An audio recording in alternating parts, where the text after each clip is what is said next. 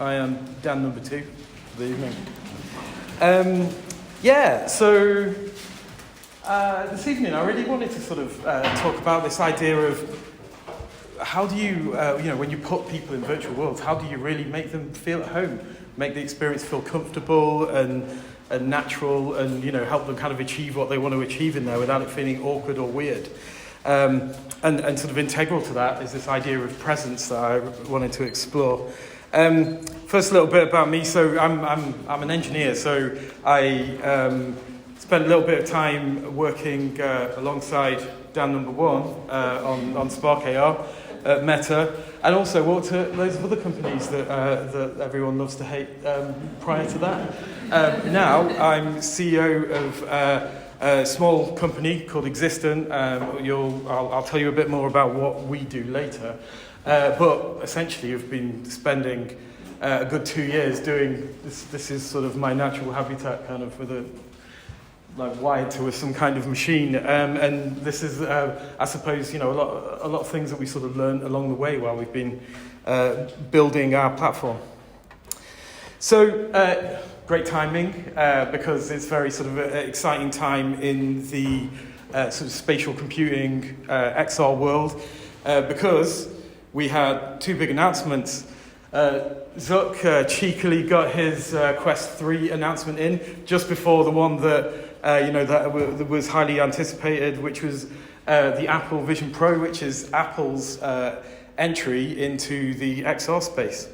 There's been enormous amounts of conversation around this, and it's certainly been fascinating for me, sort of watching this conversation and the differences between the two. So if you look at what the 2 products and how they're being sort of communicated and sold, it's a really different. So the Quest, if you look at the marketing materials and the things that Meta's been putting out, has a lot of this kind of thing where you can hang out in space with a robot and chat on FaceTime to someone, or that it's all about these kind of fantastical experiences and the metaverse and essentially transporting you to these other worlds. Whereas the Apple Vision Pro, the whole presentation was very grounded. Essentially, it was, this is something that you would wear and hang out in your lounge and essentially sort of watch bigger screens than you would have physically in your house. So these are 2 really different worlds. One is, this sort of fantastical places. The other is, just adding some things to your world. But the really interesting thing is that although you could be fooled into thinking that these are very different visions and very different things, but these headsets are basically the same. They're both pass-through mixed reality headsets. The only real difference is probably the price of the components between the 2. But they essentially do the same thing. They have cameras and sensors on the front, which record the real world in front of you and then present it to your eyes inside the goggles, and they overwrite some of those pixels with some virtual objects and things like that. They are the same. The one thing that I really did like is in the Apple keynote was the kind of repopularization of the term spatial computing, because I think this is really interesting. There's been lots of conversation around augmented reality versus mixed reality versus virtual reality, and VR's never going to work, it's all about AR and all these kind of things. And the thing is, they're all the same, in the same way that these 2 headsets are essentially the same, although they're being sold really quite differently. It's the same set of technologies, and I think spatial computing is a really good term to collect them all. So what is this idea of spatial computing? Well, this was something that I really wish I remember the name of the person at Meta who wrote an internal post, but that really inspired me. The post said that what all of this adds up to is a new kind of computer, and the thing that makes this a new kind of computer are that it has a new and different set of inputs and a different set of outputs. And this changes everything, because different inputs and outputs to a computer mean a completely new relationship with a computer. And the easiest way you can think about this is we're going from prodding our shiny boxes with our fingers and everything happening in here to the computing being all around us. And rather than kind of pressing buttons and typing things, we are interacting with these things around us like we would things in real life. So if you look at the inputs that people are looking at the moment, it's movement, it's hand tracking, gestures, it's using speech, thoughts, and in the kind of dystopian attach something to your brain Elon Musk sense, but also there's been some really interesting stuff with actually using eye tracking to figure out intent and be able to predict what people do before they do it. And generally, these devices, one thing that kind of marries all of them is that they're just blistering with all kinds of sensors. And that's really important because what is at the center of all of these, the inputs for this new kind of computer is context. So rather than telling the little box and typing things into it, these devices are going to know where you are, know what you're doing, know what you want to achieve, and many more things. And so rather than an explicit kind of relationship with these devices, there'll be an implicit one. In terms of output, there are two different ways of doing it. You can completely draw over reality, which is, replace the world with a completely new world, which, people call virtual reality now. Or you can show people the real world around them and paint some extra things on, which is sort of, what augmented or mixed reality is. But the fascinating thing is, and I think it's really important to think about this, is that they're the same thing. They're pretty much the same thing. And in the Vision Pro announcement, they showed you that it has a dial that just, you turn the dial, you go from VR to AR. Which is, kind of really underscores that point. So, why spatial computing? Why do we need these new kind of computers? And what can we get by having these kind of devices that have all these new inputs and outputs and so on? Well, there's all kinds of things out there that are absolutely fascinating. And here's a few examples. So, of companies that we know and work with. Top left, this is a company called Avert. So they have built a police training system for training police to use tasers in high-pressure situations. Now, this is obviously, a very dangerous situation, which is much better to simulate, but there's a lot of factors here where the ecological validity of really holding that taser, really being confronted quite convincingly by a person who's getting up in your face and bystanders and the noise that's going on around you, which offers a really uniquely powerful training experience. Next one across, the top right, is a fascinating thing. It's a VR experience called Body of Mine. And it gives you the experience of what it's like to feel like you're a different gender in a completely sort of unique way that only this kind of computing can really deliver. Bottom left, this is a kind of therapy use case. So I spent hours in this, obviously. This is to get people over a fear of public speaking. And there's lots and lots of really interesting therapeutic use cases that, that essentially can put people in these situations, but in a controlled way, and help them understand how to deal with things. And finally, sport. So this company called Resil have built a football training experience, which is used by Premiership footballers, and it enables them to, really kind of test realistic experiences, sort of from within virtual reality. So there's a ton of interesting stuff going on here. But there's a really key thing about all of these things. If we're going to kind of add things into the space around people, then it's really important that for the comfort and the convincingness of this whole thing, that they need to adhere to your assumptions. So if you put a virtual object on your table, then if you can't grab it, or if you go to grab it and you can't see your hand, or all of these kind of things, it's uncomfortable. And so this idea of presence, where trying to sync up your sort of sensory, cognitive, and also sort of psychological input with both your active and reactive expectations is really the key, and the kind of I'd see it as the kind of bedrock of user experience in these environments. If you can't feel at home, if the things that are around you don't feel and react naturally, then the effectiveness and the value of what you're trying to do is diminished. So it's really worth thinking about how you're going to create and maintain presence in these experiences that we build.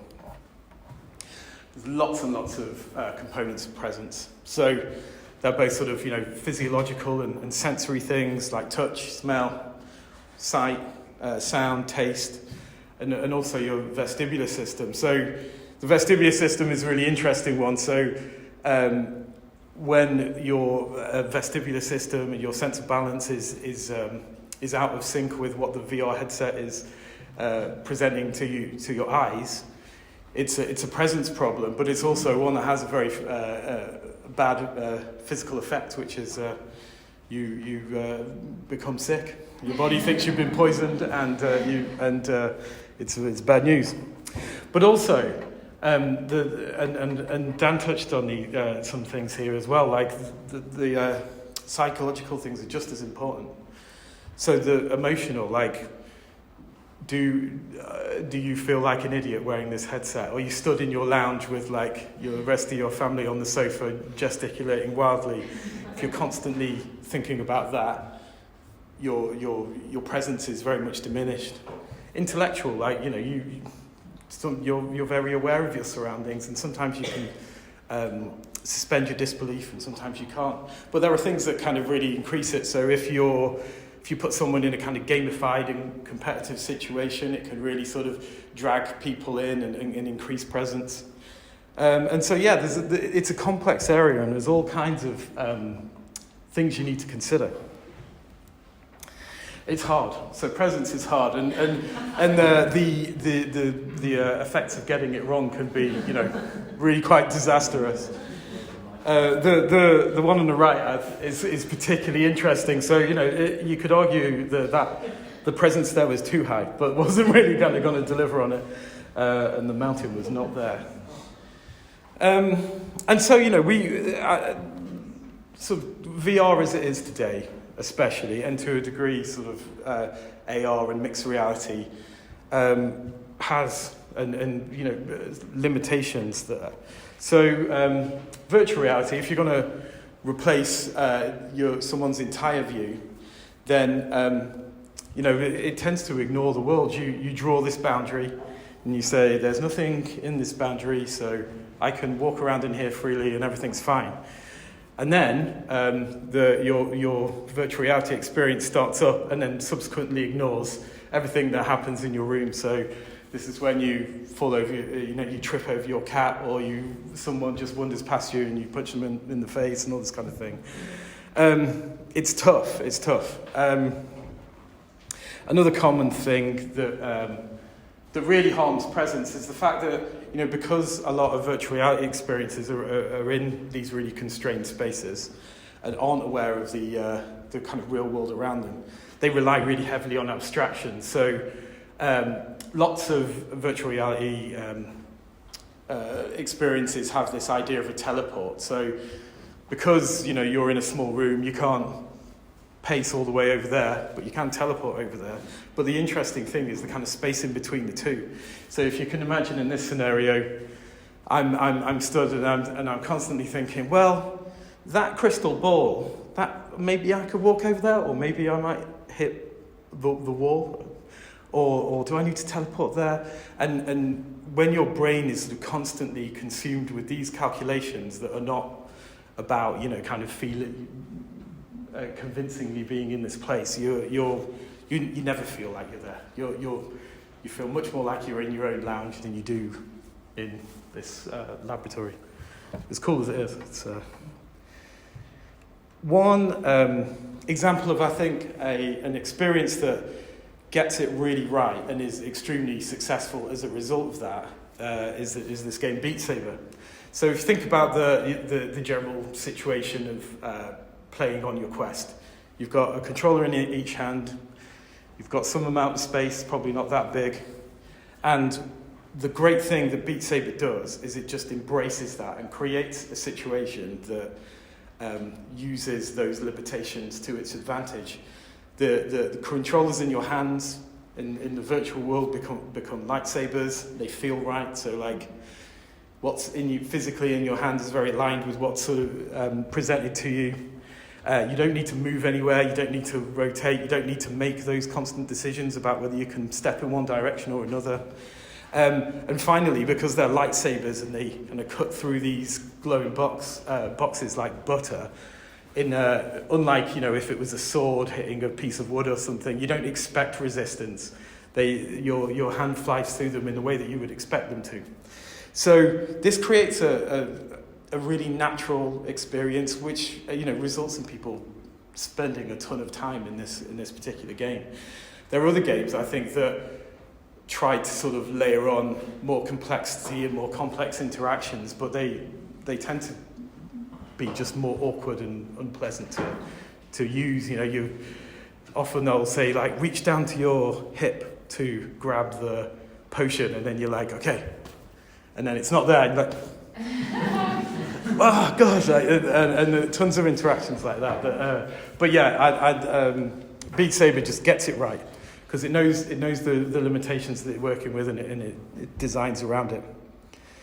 Now, this is back to the Apple Vision Pro announcement, and this is, I think this is where they're kind of playing quite a different game. So they're really relying on mixed reality, and obviously when you're showing the room around people, then there are less challenges there.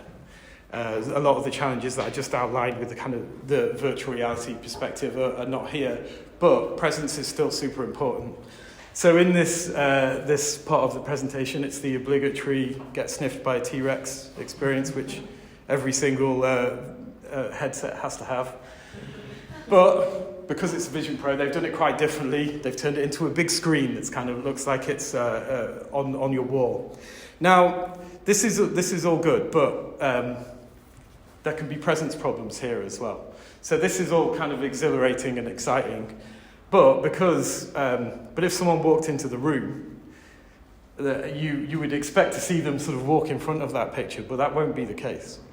They would actually just appear behind it, because this is just graphics drawn onto this screen in front of you, and all of a sudden this whole thing breaks. So yeah, there's even in mixed reality cases, you still need to consider this.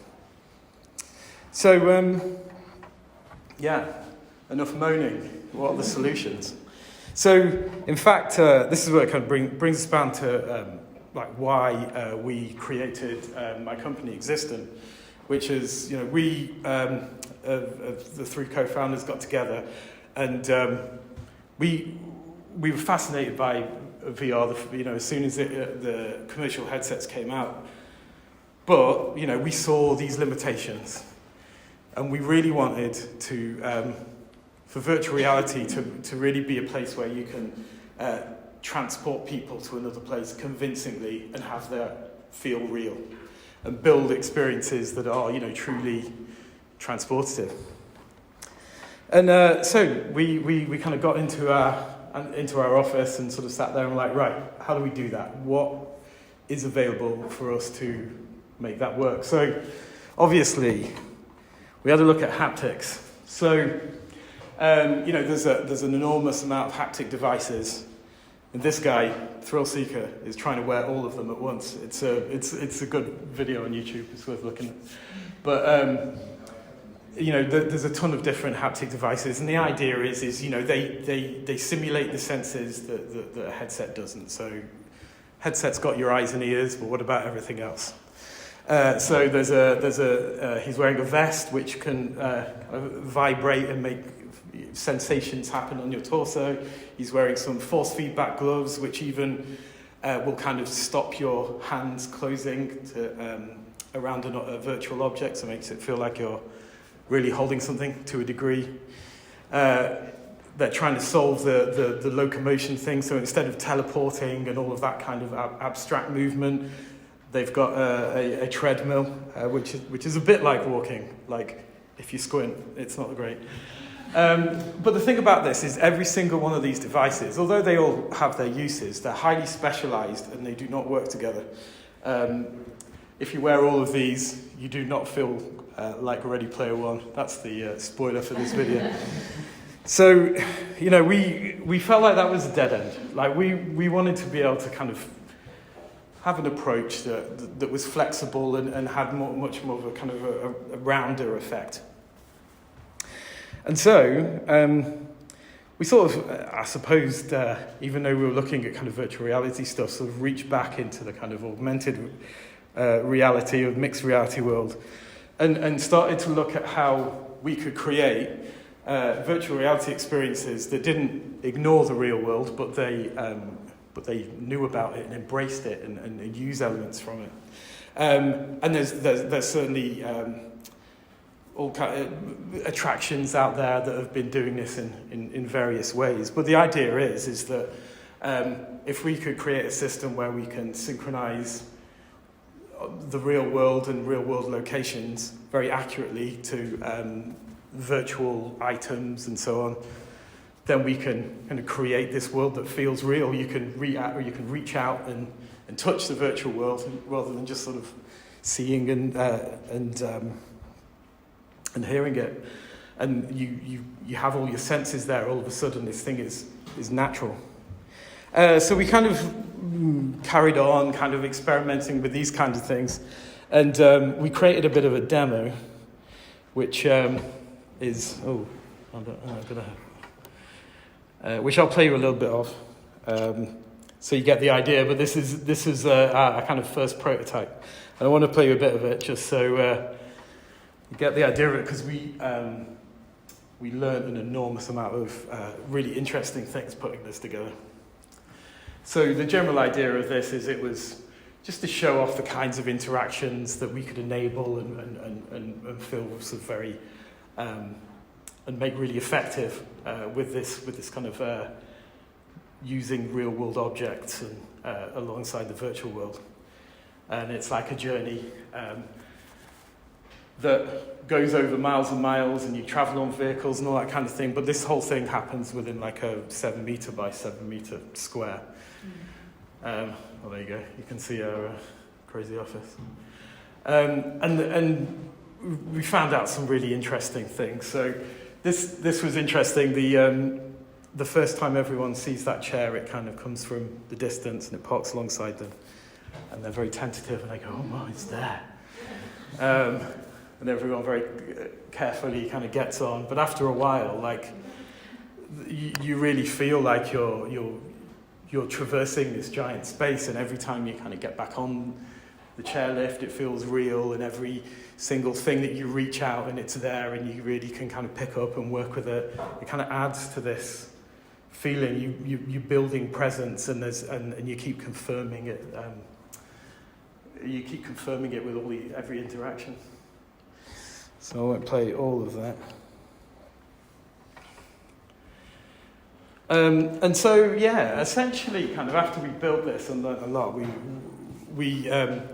maneuvered the company around to building this platform. It's a spatial computing platform for building high-presence, physically interactive experiences. So all of the kind of technical groundwork and all of the authoring tools that go into building things like that and adding sort of multi-sensory devices and everything is all sort of wrapped up and easy to do.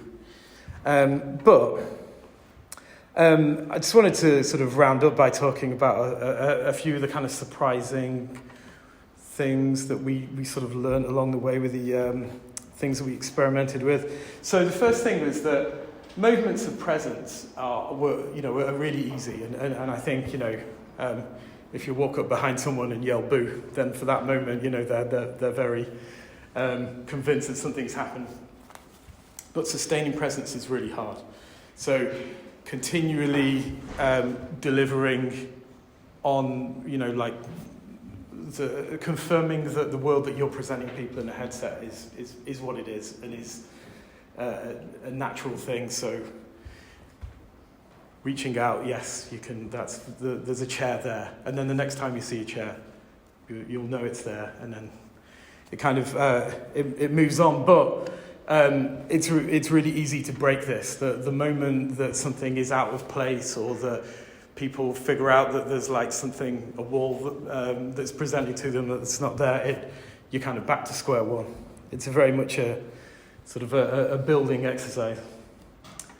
And then synchronizing several elements together, like really multiply presence rather than being additive. So like if you in the example of the chairlift, when you sit on it, it rumbles, and which feels quite good, and along with the visuals and the sound and everything. But then when you get into an outdoor area, we turn the fans on, and it's just some desk fans. But the experience is amazing.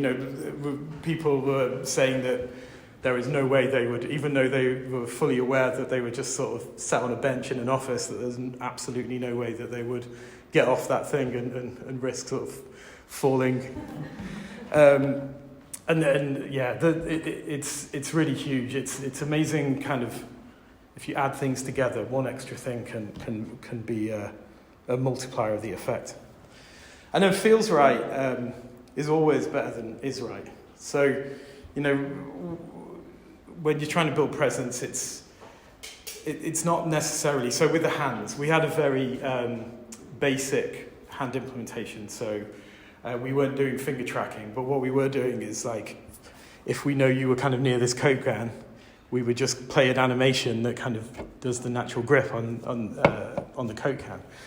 Now, no one knew that we weren't tracking their hands at all. They've just, because it looked right. It didn't matter whether their fingers were not in the right position. It was just, it looked right to them. It was roughly right. And how forgiving things like that was absolutely fascinating to us. We would do tons of things.